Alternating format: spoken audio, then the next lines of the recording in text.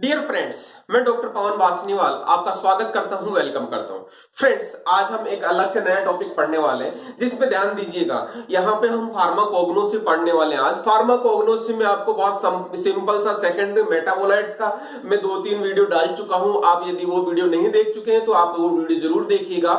यहाँ पे आपको डिस्क्रिप्शन बॉक्स में भी मिल जाएगा, उसकी प्लेलिस्ट भी मिल जाएगी। और आपको मैं और चीज बता दूं, डिफरेंट सब्जेक्ट के मैंने डिस्क्रिप्शन बॉक्स में बहुत सारे प्लेलिस्ट बना रखी है। यदि आपने वो नहीं देखी है तो जरूर देखिएगा। यहाँ पे diploma level, B pharm level, GPAT, pharmacy, DCO, इन सभी कॉम्पिटेटिव एग्जाम्स को ध्यान में रखते हुए, कॉम्पिटेटिव एग्जाम को ध्यान में रखते हुए theory as well as multiple choice questions की प्लेलिस्ट लगी हुई है। तो फ्रेंड्स, यहाँ पे उसको जरूर देखिएगा। यदि आपने चैनल को सब्सक्राइब नहीं किया हुआ है तो चैनल को सब्सक्रिप्शन जरूर कीजिएगा और बेल आइकन इनेबल कर लेना ताकि आपको कोई भी वीडियो मिस ना हो। ओके, तो अपन आज बात करेंगे सेकेंडरी मेटाबोलाइट का। जैसा कि अपन ने सिग्मिक एसिड पाथवे पढ़ चुके हैं। सिग्मिक एसिड पाथवे से हम डिफरेंट क्या किया था, उसके सेकेंडरी मेटाबोलाइट्स कौन से बनते हैं, उसका रोल क्या होता है, इस तरह से अपन ने 2 वीडियो लेक्चर कंप्लीट कर चुके हैं। उसके आगे नेक्स्ट आता है कौन सा वाला, जैसा कि एसीटेट मेवालोनेट पाथवे आता है, जैसा आपको समझ में आ रहा होगा। ये हम फार्माकोग्नोसी का टॉपिक पढ़ रहे हैं। जो एसीटेट मेवालोनेट या बीएससी एमएससी लेवल में भी ये जरूर पढ़ा जाता है। तो यहाँ पे देखिएगा, यहाँ पे आपको शायद पता होगा, इसका नाम हम बोलते हैं एसिटिक एसिड। इसका नाम बोलते हैं, शायद आपको सबको पता होगा, एसिटिक एसिड है। एसिटिक एसिड का एसिड क्या होता है, कोएंजाइम ए, जिसको हम बोलते हैं कोएंजाइम ए। इसका कोएंजाइम ए से रिएक्शन होता है और इसको बोलते हैं acetyl coenzyme A. Acetyl coenzyme A, keep in mind, acetyl coenzyme ए यदि आपको पता हो तो क्या होता है, ग्लाइकोलाइसिस चलता है। ग्लाइकोलाइसिस के बाद में क्रेब साइकिल आता है। ग्लाइकोलाइसिस और क्रेब साइकिल के बीच में पायरुविक एसिड से एसिटाइल कोएंजाइम ए बनता है। वो एसिटाइल कोएंजाइम मैंने बायोकेमिस्ट्री में पढ़ा चुका है। यदि वो कंफ्यूजन है कैसे बनता है, किस तरह से बनता है, तो आप बायोकेमिस्ट्री वाला भी आप जरूर पढ़ सकते हैं। तो यहाँ पे आपको पता होगा एसिटाइल कोएंजाइम यहाँ पे पायरुविक एसिड से भी मिलता है। तो हम इसको इस तरह से लिख सकते हैं, पायरुविक एसिड से,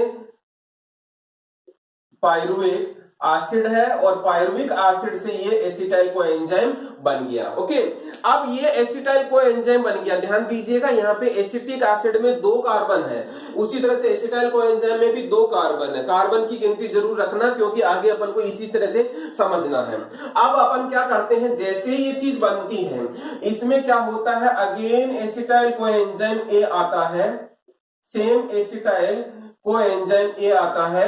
और इसमें ध्यान दीजिएगा, एसिटाइल कोएंजाइम एक तो ये है, दूसरा एसिटाइल कोएंजाइम ये है, मतलब 4 कार्बन हो गए। 4 कार्बन का मतलब ये हो गया CH3CO CH3CO।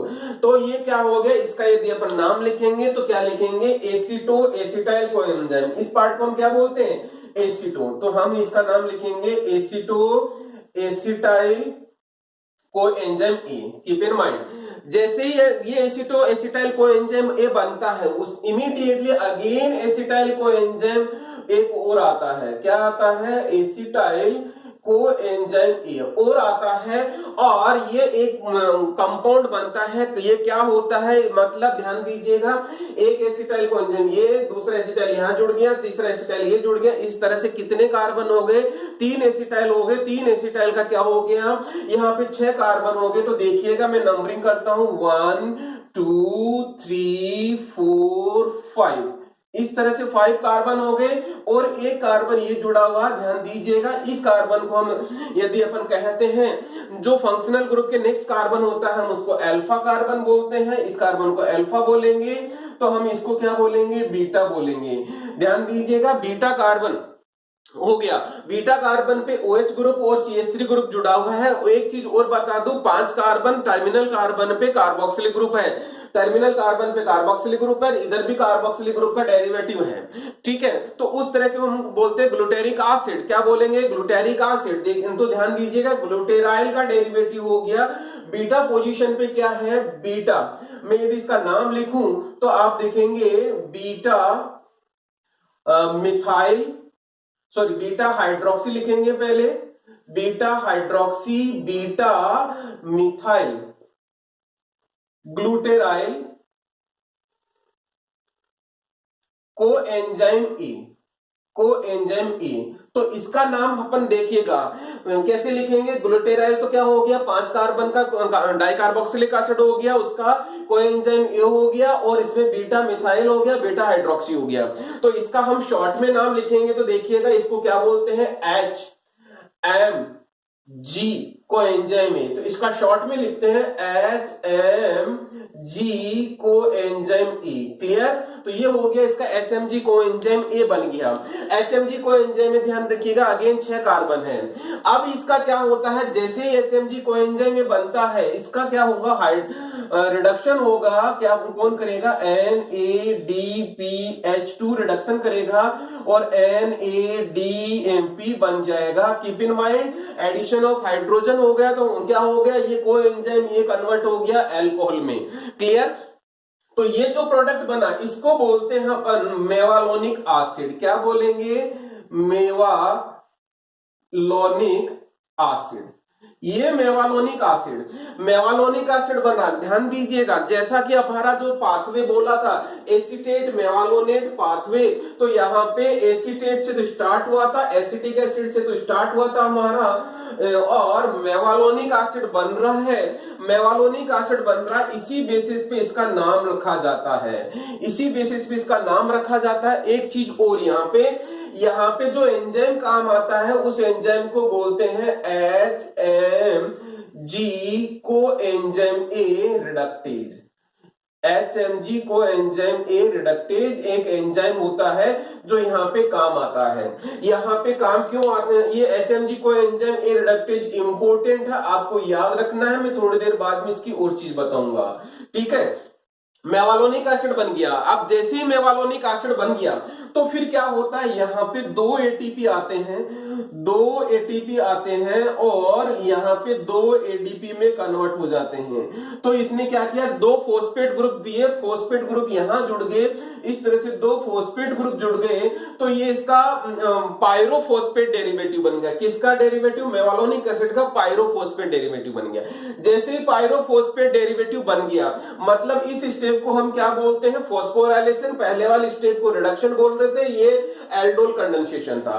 ठीक है, तो यहाँ पे ध्यान दीजिएगा, यहाँ पे जैसे ये बनता है इसमें से CO2 बाहर निकल जाता है, इसको फॉर्म के फॉर्म में एज ए CO2 बाहर निकल गया। डी कार्बोक्सिलेशन रिएक्शन होती है, यहाँ पे डी कार्बोक्सिलेशन रिएक्शन होती है।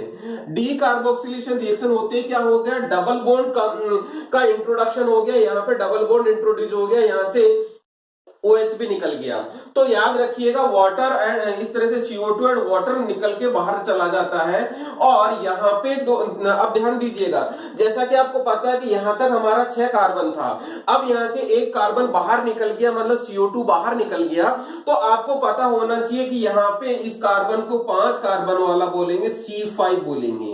ये कौन सा कंपाउंड हो गया, ये मेटाबोलाइट कौन सा का, C5। और इसको बोलते हैं आइसोप्रीन डेरिवेटिव। आइसोप्रीन में 2 फॉस्फेट जुड़े हुए हैं तो इसको बोलते हैं पायरोफॉस्फेट। तो क्या बोलेंगे, आइसोप्रीन पायरोफॉस्फेट। इसका नाम हो जाएगा आइसोप्रीन पायरोफॉस्फेट, ये इसका नाम हो गया। ओके, नाउ अब अपन बात करते हैं नेक्स्ट। तो यहाँ पे ये एक यूनिट हो गई जिसको आइसोप्रीन यूनिट बोलते हैं। आपको टर्पिनोइड्स वगैरह में ये चीज समझने को मिलेगी। और तो ये हो गया आइसोप्रीन यूनिट। यहाँ पे ध्यान दीजिएगा एक आइसोप्रीन यूनिट यहाँ पे अगेन ऐड होती है, आइसोप्रीन यूनिट बोलते हैं, IPP बोलते हैं इसको, IPP बोलते हैं, आइसोप्रीन पायरोफॉस्फेट। तो आइसोप्रीन पायरोफॉस्फेट अगेन जुड़ गई यहाँ पे, तो 2 फॉस्फेट बाहर निकल गए और यहाँ पे जो मॉलिक्यूल बना, यहाँ पे जो मॉलिक्यूल बना 5 कार्बन तो इसका हो गया, 5 कार्बन ये हो गया, तो टोटल कितने हो गए 10 कार्बन। तो यहाँ पे देखिएगा 1 2 3 4 5 6 7 8 9 और 10 कार्बन हो गए। इस तरह से पायरोफॉस्फेट जुड़ा हुआ है। जो इसका ये जो मॉलिक्यूल बना इसको बोलते हैं अपन जेरेनाइल पायरोफॉस्फेट। ओके, जेरेनाइल पायरोफॉस्फेट बन गया। पायरोफॉस्फेट जब 2 फॉस्फेट जुड़ा रहता है हम उसको पायरोफॉस्फेट बोलते हैं। और बट ओबीएस है, इसको हम कितना बोलेंगे, C10 बोलेंगे, क्योंकि 10 कार्बन हो गया। और ये जेरेनाइल पायरोफॉस्फेट से अगेन फिर क्या होगा नेक्स्ट स्टेज पे क्या है कि अगेन आईपीपी जुड़ेगा, आइसोप्रीन पायरोफॉस्फेट, और जो जेरेनाइल पायरोफॉस्फेट था, ये जेरेनाइल पायरोफॉस्फेट किसमें कन्वर्ट हो गया? फर्नेसाइल पायरोफॉस्फेट में, फर्नेसाइल पायरोफॉस्फेट में कन्वर्ट हो गया।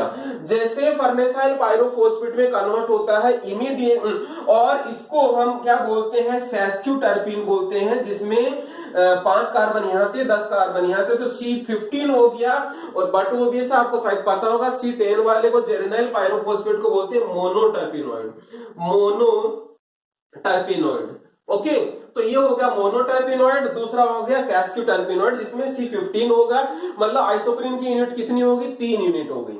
फिर इसमें अगेन क्या होगा? अगेन आइसोप्रीन यूनिट जुड़ेगा, IPP, आइसोप्रीन पायरोफॉस्फेट जुड़ेगा, जहां पे मतलब C5 और जुड़ेगा यहाँ पे, तो यहाँ पे C20 हो गया, मतलब इसको बोलते हैं जेरेनाइल जेरेनियोल पायरोफॉस्फेट। ओके, ये बन गया, जिसको डाइटर्पिनोइड बोला जाता है। टर्पिनोइड के क्लासिफिकेशन में आपको आएगा।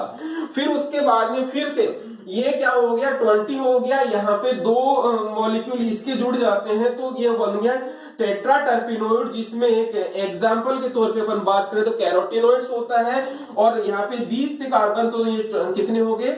40 कार्बन हो गए। क्लियर? फिर जैसे ये बनता है टेट्राटर्पिनोइड बन गया, जिसका एग्जांपल कैरोटिनोइड था।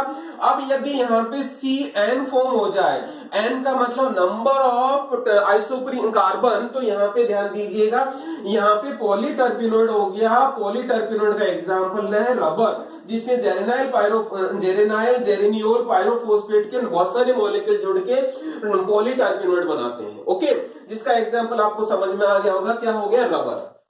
अब अपन ये तो हो गया टर्पिनोइड्स का सिंथेसिस या बायो जो सेकेंडरी मेटाबोलाइट्स हैं, ये मींस इसकी कैटेगरी आ गई। अब अपन जैसे फर्नेसाइल पायरोफॉस्फेट से दूसरा पाथवे चलता है, जिसमें स्क्वेलिन बनता है। स्क्वेलिन बनने से, जैसे स्क्वेलिन बनता है, लेनोस्टिरोल बनता है, लेनोस्टिरोल से जाइमोस्टिरोल बनता है, जाइमोस्टिरोल से क्या बन गया? कोलेस्टिरोल।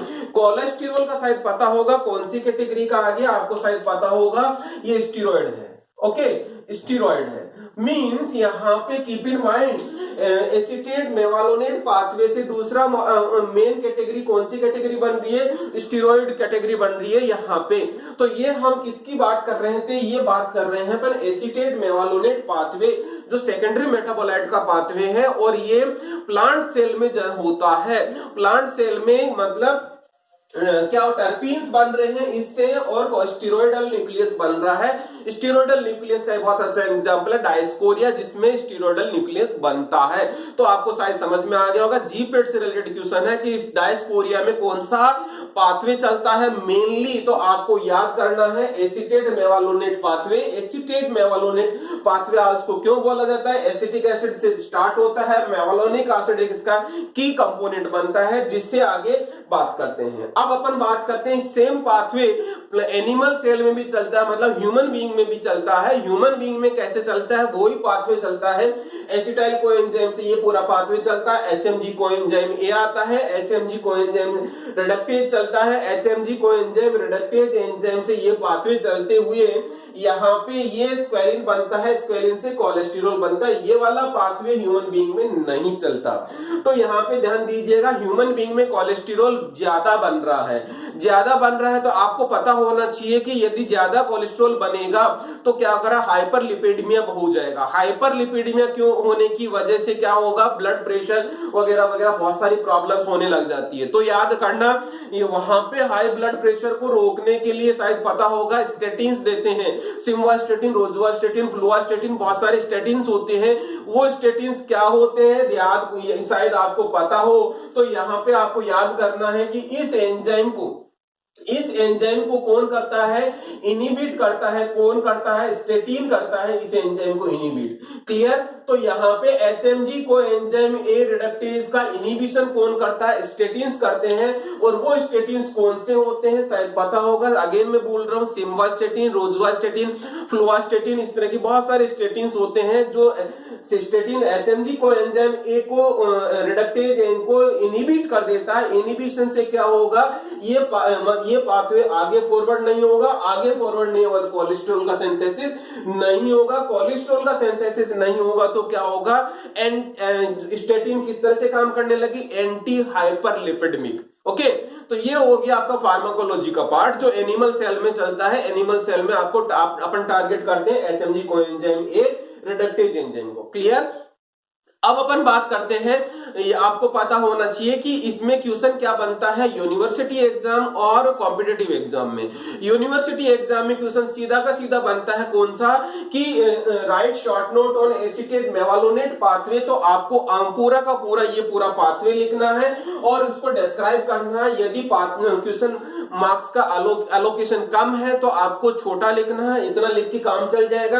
यदि क्वेश्चन का मार्क्स का एलोकेशन ज्यादा है तो आपको इसको डिस्क्राइब करना है कि इस स्टेप में क्या हो रहा है, इस स्टेप में क्या हो रहा है, इस स्टेप में क्या हो रहा है। जैसा यहाँ पे एसिटाइल कोएंजाइम ए बन रहा है, यहाँ पे अगेन एसिटाइल कोएंजाइम 2 कंडेंसेशन हो रहा है, यहाँ पे एल्डोल कंडेंसेशन हो रहा है या रिडक्शन हो रहा है, यहाँ पे फॉस्फोराइलेशन हो रहा है या डीकार्बोक्सिलेशन हो रहा है, यहाँ पे क्या हो रहा है, मॉलिक्यूल का कंडेंसेशन हो रहा है, आइसोप्रीन यूनिट आपस में जुड़ रही है। अगेन ये पूरी की पूरी पाथवे आइसोप्रीन यूनिट से कंडेंसेशन हो रहा है। इधर यहाँ पे क्या अगेन यहाँ पे स्क्वैलिन बन रहा है और स्क्वैलिन यहाँ पे अगेन कंडेंसेशन हो रहा है। स्क्वैलिन बनते ही यहाँ पे साइक्लाइजेशन होता है, साइक्लाइजेशन से स्टीरोडल न्यूक्लियस बनता है। तो इस तरह से आपको सारी की सारी चीजों को एक्सप्लेन करना, यदि डिटेल में क्वेश्चन पूछा जाता है, मींस 10 नंबर का सवाल आता है तो आपको 100% है कि आपको इसको डिस्क्रिप्शन फॉर्म में भी लिखना है।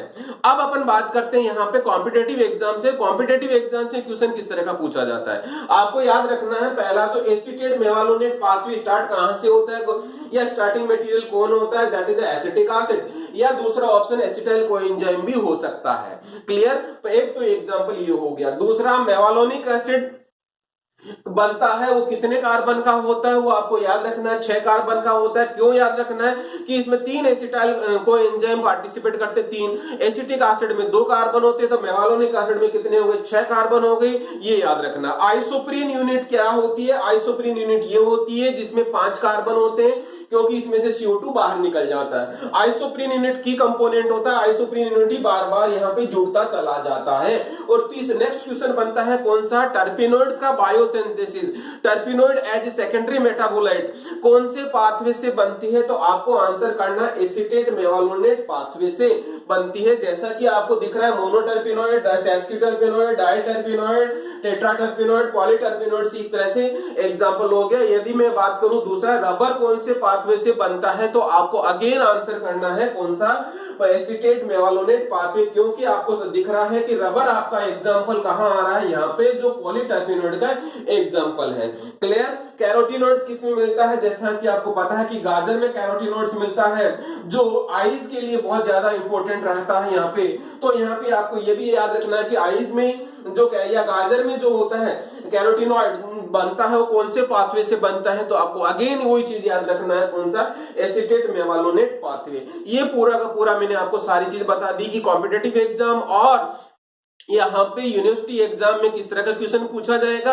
तो फ्रेंड्स यहाँ पे यदि आपने चैनल को सब्सक्राइब नहीं किया तो चैनल को सब्सक्राइब करें, और यहाँ पे डिस्क्रिप्शन बॉक्स में जितने भी प्लेलिस्ट दे रखी है, चाहे मैं फार्माकोग्नोस्टी की बात करूं, चाहे मैं बायोकेमिस्ट्री की बात करूं, चाहे मैं मेडिसिनल केमिस्ट्री की बात करूं, चाहे मैं ऑर्गेनिक केमिस्ट्री की बात करूं, चाहे इनऑर्गेनिक केमिस्ट्री की बात करूं, यहाँ पे लिमिट टेस्ट वगैरह सब तरह के क्वेश्चन दिए हुए हैं। आप एक बार वीडियो जरूर देखें, चैनल की कंप्लीट डिटेल देखें, आपको समझ में आ जाएगा कितने वीडियोस आपके लिए यूजफुल है और आपके competitive exam as well as university exam के लिए बहुत ज्यादा इंपॉर्टेंट रहेंगे। तो मैं इसी की चीज साथ में आपका आज लेक्चर खत्म करता हूं। बहुत बहुत धन्यवाद, आपने पूरा वीडियो देखा। अगेन चैनल को सब्सक्राइब नहीं किया तो चैनल को सब्सक्राइब जरूर कर लेना। Thank you once again.